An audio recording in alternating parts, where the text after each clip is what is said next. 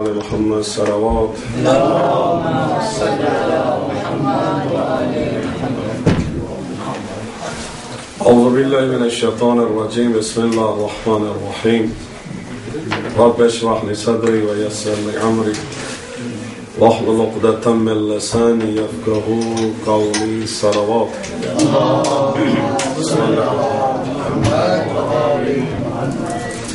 بسم الله الرحمن الرحيم. إنا أعتدنا للكافرين سلاسل وأغلالا وسعيرا. ہم نے گزشتہ روز سورہ دار جو کہ چیپٹر نمبر 76 ہے اور جو یہ سورہ محمد والے محمد علیہ السلام کی شان میں نازل ہوا، اس کی پہلی 3 آیات کو ڈسکس کیا تھا. پہلی آیت میں پروردگار یہ فرماتا ہے کہ اے انسان، تاریخ میں تیرا کوئی وجود نہیں تھا، تیرا کوئی نام نہیں تھا، اگر تو کچھ ہے تو صرف اور صرف اللہ کی وجہ سے. اور پھر اللہ نے یہ بھی بتایا کہ انسان کی تخلیق کی ابتدا جو ہے وہ ایک نطفہ سے ہوتی ہے، اور پھر اللہ نے یہ جو تخلیق بھی انسانیت کی ہے اس کا مین پرپز یہ ہے نبتلی ہے کہ انسان کی آزمائش ہو، انسان پرکھا جائے کون اچھا ہے کون برا ہے. اور اس ظاہر ہے کہ انسان کا جب امتحان ہوتا ہے تو امتحان سے پہلے سلیبس ہونا چاہیے، ٹیچر ہونے چاہیے، انسان کو پتہ ہونا چاہیے کہ میں کس چیز کے لیے ٹیسٹ کیا جا رہا ہوں. تو اس کے لیے اللہ سبحانہ و تعالیٰ نے انبیاء بھی بھیجے، اپنی کتابیں بھیجی، رکھے اور عقل بھی دی. خود انسان کا نفس اور عقل انسان کو بتاتی ہے کہ کیا چیز صحیح ہے اور کیا غلط ہے. اگر کوئی بھی بتانے والا نہ ہو تو ہر شخص پوری کائنات میں جہاں بھی چلے جائیں، جس مذہب کے بھی فالوورز ہوں، وہ یہی کہیں گے آنیسٹی از دا بیسٹ. کوئی کسی مذہب کو نہ بھی فالو کرتا ہو تو جو ایک چیز انسان کے ضمیر کی آواز ہے، ایک انٹرنیشنل جو نارمز ہیں، جو ایکسیپٹڈ نارمز ہیں، وہ اندر کی آواز ہوتی ہے. اور انسان ہمیشہ، انسان کا نفس جو ہے خصوصاً نفس لوامہ انسان کو اچھائی کا حکم دے دیتا ہے، برائی پہ ملامت کرتا ہے. اللہ نے اس چیز کے لیے انسان کو 5 سینسز بھی عطا کیے تاکہ انسان مختلف چیزوں کو آبزرو کر سکے، پھر برین سے انالائز کر سکے.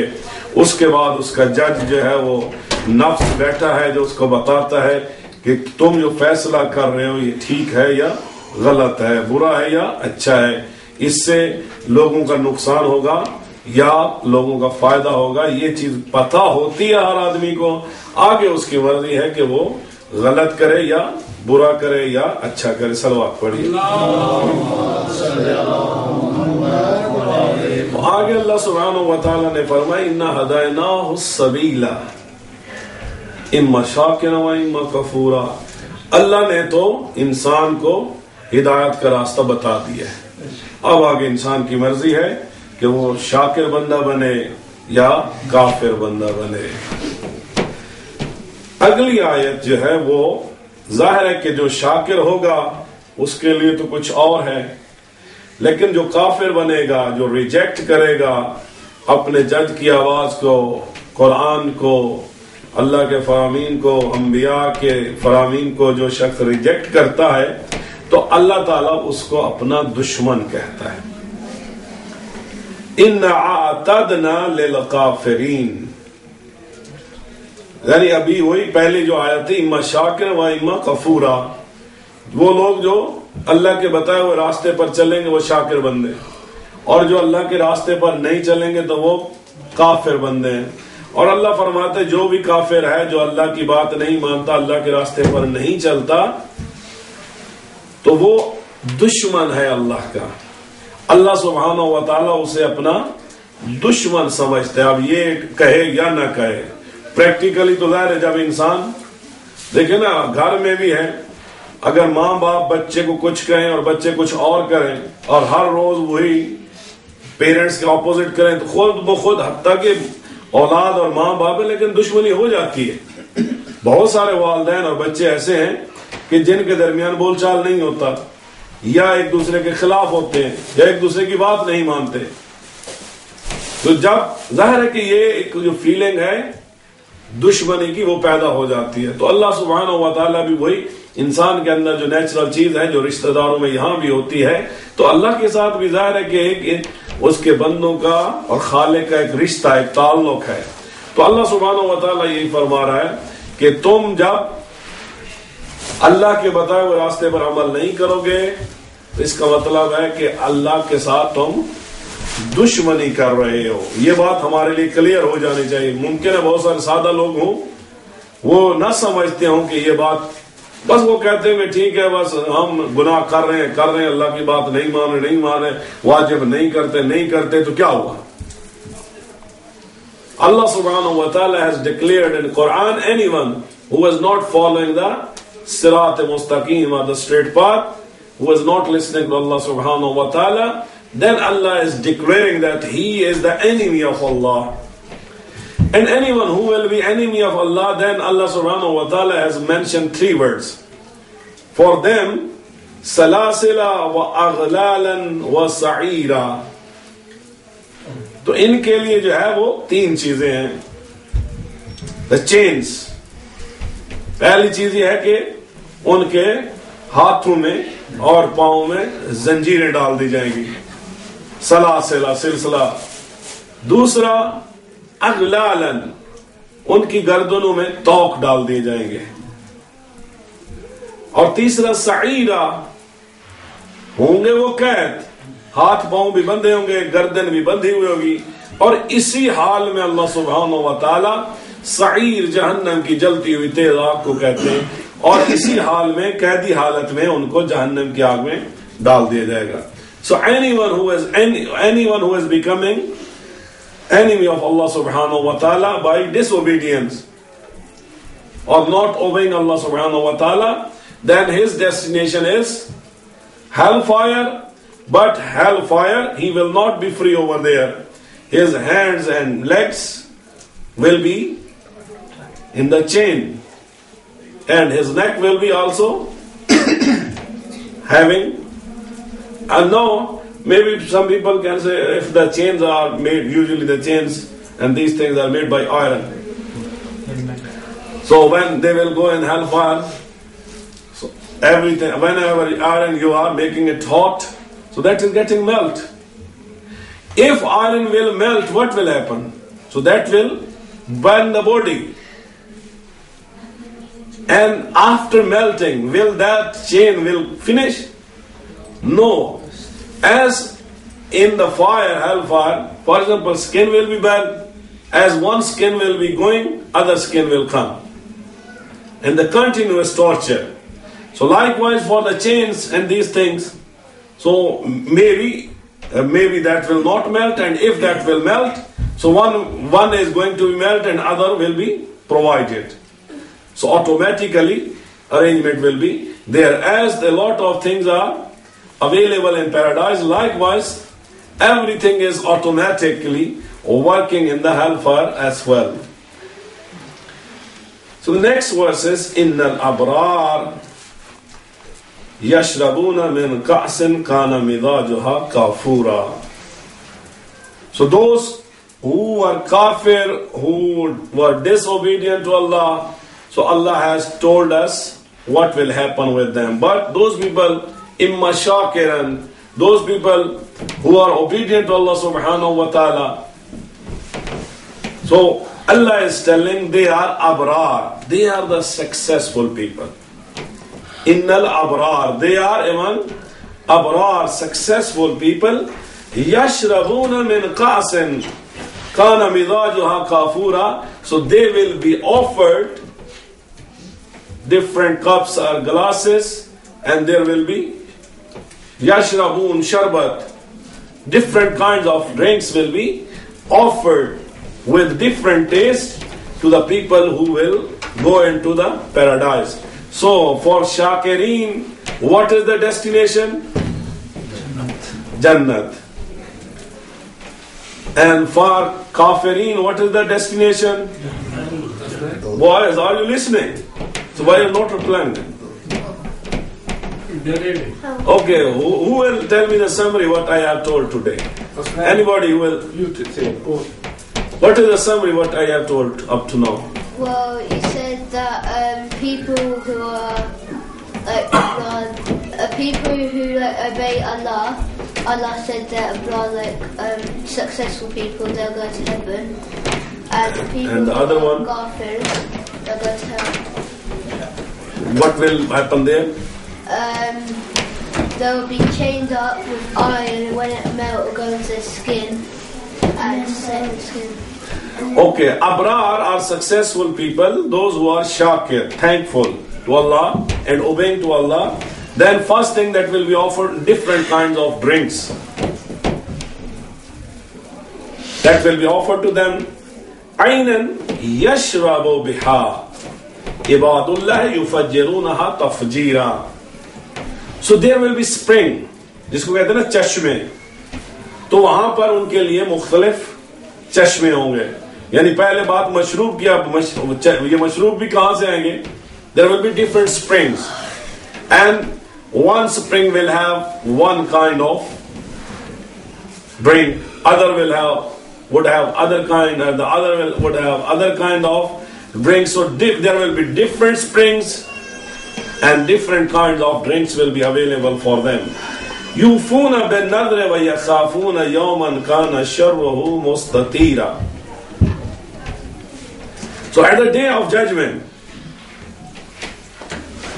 those people who were born in this world and they listened, they were obedient, so they will be successful over there. And if they will have some sins or some mistakes, so that will be hidden by Allah subhanahu wa ta'ala at that day. And then next few verses are related with even that Abrar. General meaning of Abrar is the successful people. But the particular meaning of Abrar goes to Muhammad wa ali Muhammad alayhi salam. तो अबरार कौन है? मोहम्मद वाले मोहम्मद अलैहि वसल्लम 14 मासूम जो है वो अबरार हैं. अब जो अबरार हैं उनके लिए बहिश्त है और बहिश्त की नेमतें हैं और बहिश्त के मशरूब हैं. अब जो अबरार हैं वो उनकी आगे पहचान भी अल्लाह ने बताई है. कौन है? वयुतइमून अत्तआम अला हुब्बिही मिस्कीना व यतीमा व असीरा. ये वो लोग हैं. अब ये आयत जो है वो शान नज़ूल है एक वाक़े की तरफ कि इमाम हसन और इमाम हुसैन अलैहिस्सलाम दोनों जो है बीमार हुए, बुखार हो गया उनको. तो रसूल अकरम सल्लल्लाहु अलैहि वसल्लम ने हजरत अली अलैहिस्सलाम से फरमाया, या अली कोई मन्नत मान लो, नजर कर लो, और जब वो पूरी हो जाए, यानी इनकी सेहत के लिए नजर मान लो. आप देखिए कि बहरहाल सेहत के लिए भी अल्लाह की तरफ रुजू करना चाहिए, और अल्लाह की तरफ रुजू करने के लिए भी क्या काम किया है? नजर ये मानी गई है. अल्लाह ताला इन दोनों शहजादों को शिफा अता फरमा, और हम क्या करेंगे? इनको शिफा मिलेगी तो 3 रोजे रखेंगे तेरी खुशनुदी के लिए. कभी हमारी जिंदगी में ऐसा हुआ है कि किसी काम के लिए हमने मन्नत मांगी, अल्लाह ये काम हो जाए तो मैं रोजे रखूंगा? देखिए मसलन बाज़ औक़ात होती है कि चलो ख्वाहिशें बहुत होती हैं, दुआएं बहुत होती हैं, मन्नतें बहुत होती हैं, लेकिन वो मन्नतें कि जो हमें अल्लाह के करीब, क्योंकि देने वाला तो वही है, फिर पूरी जब हो जाए तो ऐसी चीजें हमें इंतखाब करनी चाहिए जिससे अल्लाह का कुर्ब और मिले. जब वो दे चुका होता है तो हम इस अंदाज में शुक्र करें कि जो अंदाज अल्लाह को पसंद है. तो मोहम्मद वाले मोहम्मद ने और खसूसन इस नजर में जो लोग शामिल थे उनमें हजरत अली अलैहिस्सलाम, हजरत फातिमा ज़हरा सलामुल्लाह अलैहा, हजरत फिजा, और इन्होंने तो मन्नत मानी, और जब ठीक हो गए तो इन 3 के साथ इमाम हसन अलैहिस्सलाम और इमाम हुसैन अलैहिस्सलाम उन्होंने भी रोजे रखे. अब जब पहले दिन रोजे अफ्तार करने का वक्त आया तो बहरहाल एक रोटी थी और साथ में नमक ही था, हर एक हिस्से में एक थी, और उस वक्त आ गया मस्कीन तो उसने मांगा और दे दिया. तो खाली पानी से बहरहाल रोजा अफ्तार कर लिया. اگلے دن پھر وہ افطار کا وقت آیا تو یتیم آ گیا تو ان کو دے دیا. تیسرے دن ظاہر ہے کہ دیکھیں آپ بغیر کھائے پیے انسان روزہ رکھے آسان نہیں ہوتا. تیسرے دن اسیر آیا, قیدی آیا, اور اس کو اس نے سوال کیا, اس کو بھی دے دیا. اب یہ ہمارا سوچنے کی بات ہے کہ اس وقت مدینہ میں آیا جیلیں تھیں یا نہیں تھی؟ تو اگر نہیں تھی تو قیدی کس طرح رکھے جاتے تھے؟ اور اگر کہیں کسی کے گھر میں بھی رکھے جاتے تھے کیا ان کو موومنٹ کی, آنے جانے کی اجازت تھی؟ تو لگتا یہی ہے کہ یہ بھی رسول اکرم صلی اللہ علیہ وسلم کا اخلاق تھا کہ مختلف جنگی قیدی بھی ہوتے تھے اور ان کو اسیر بھی رکھا جاتا. اب یہ بھی ہوتا ہے کہ بعض اسیروں کو یہ کہا کہ تم میں سے ایک آدمی ایک کو ایجوکیٹ کر دے تو تمہیں آزادی. تو یہ ایک طریقہ ہے ان قیدیوں کو آزادی بھی دینے کا اور علم پھیلانے کا. جو اسلام جو ہے وہ دین علم ہے, تو اس طرح رسول اللہ نے علم کو روش دیا. دوسرا یہ ہے کہ قیدی ہوتے تھے لیکن جیلیں بھی نہیں تھیں اور ان کو آزادی بھی تھی موومنٹ کی, یعنی ان کی کیا اس طرح تھی کہ وہ اس شہر کو چھوڑ کر نہیں جا سکتے. تو قیدی جو ہے اسیر وہ آیا, یتیم آیا اور مسکین آیا, اور جو کچھ تھا وہ ان کو دے دیا.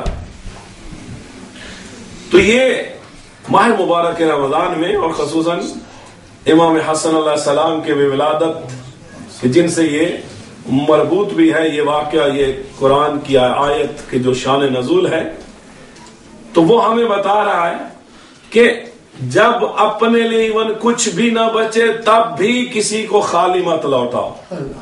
مسکینوں اور یتیموں اور قیدیوں کا بہت حق ہے. ہم یہ ہے کہ پہلی بات ہے کہ چیریٹی نہیں کرتے, پہلی بات تو واجبات نہیں دیتے, خمس و زکات جو واجب وہ نہیں دیتے, اگر وہ دے دیں تو اس کے بعد جو مستحب چیریٹی ہے وہ نہیں کرتے. یہ چیز یہ بتا رہی ہے کہ گھر میں جو کچھ بھی ہے وہ دے دیا.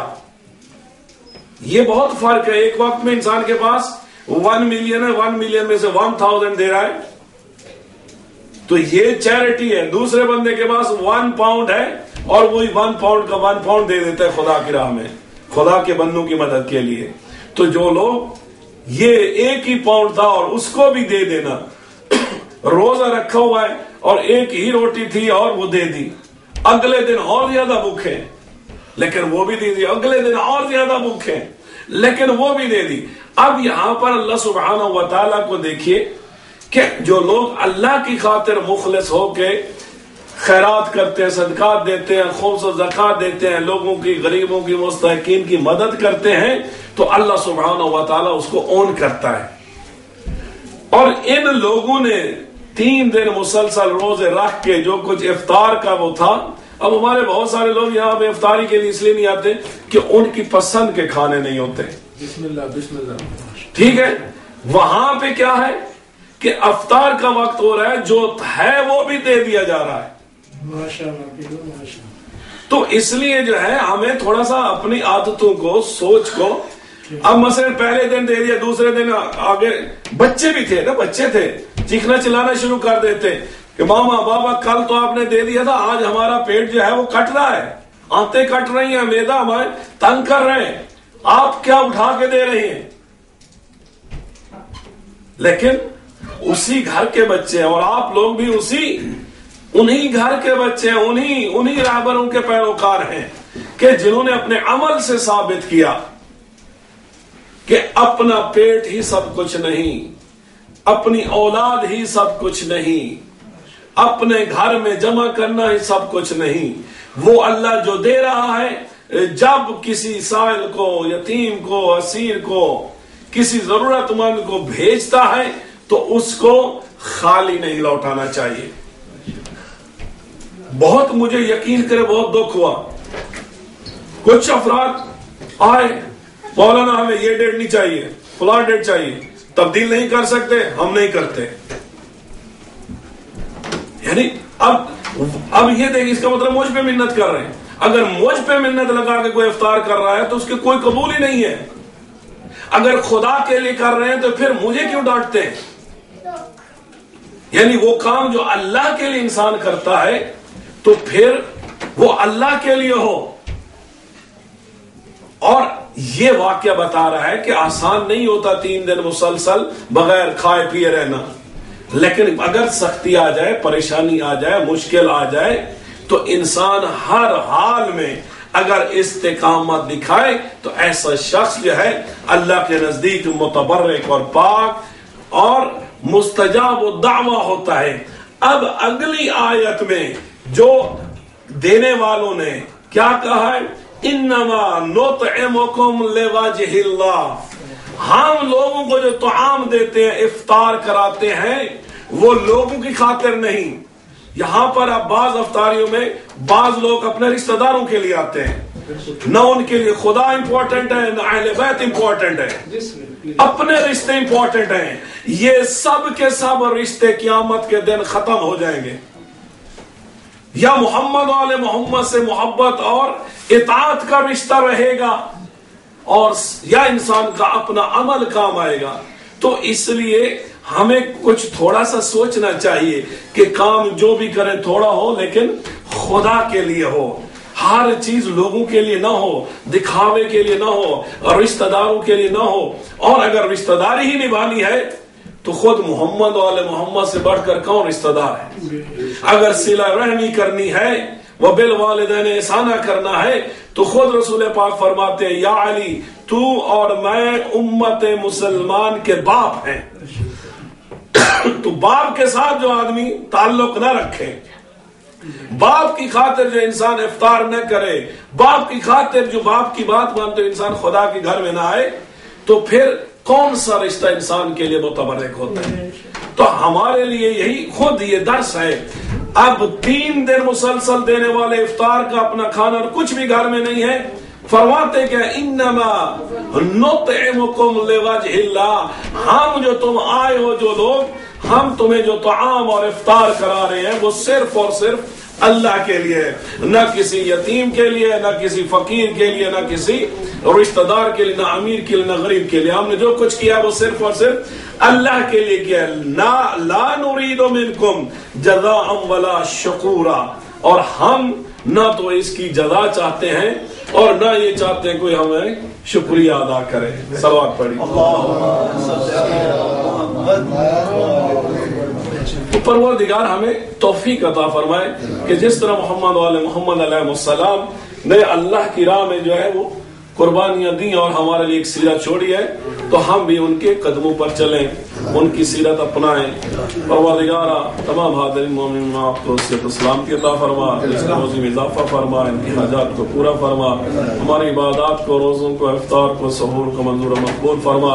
مومنین کو طول عمر عطا فرما، حج زیارت نصیب فرما. امام زمان علیہ السلام کا جل ظہور فرما.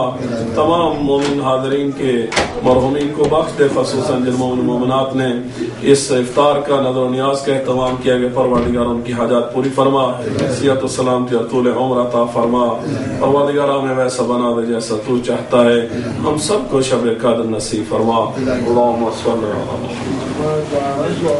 وسلم.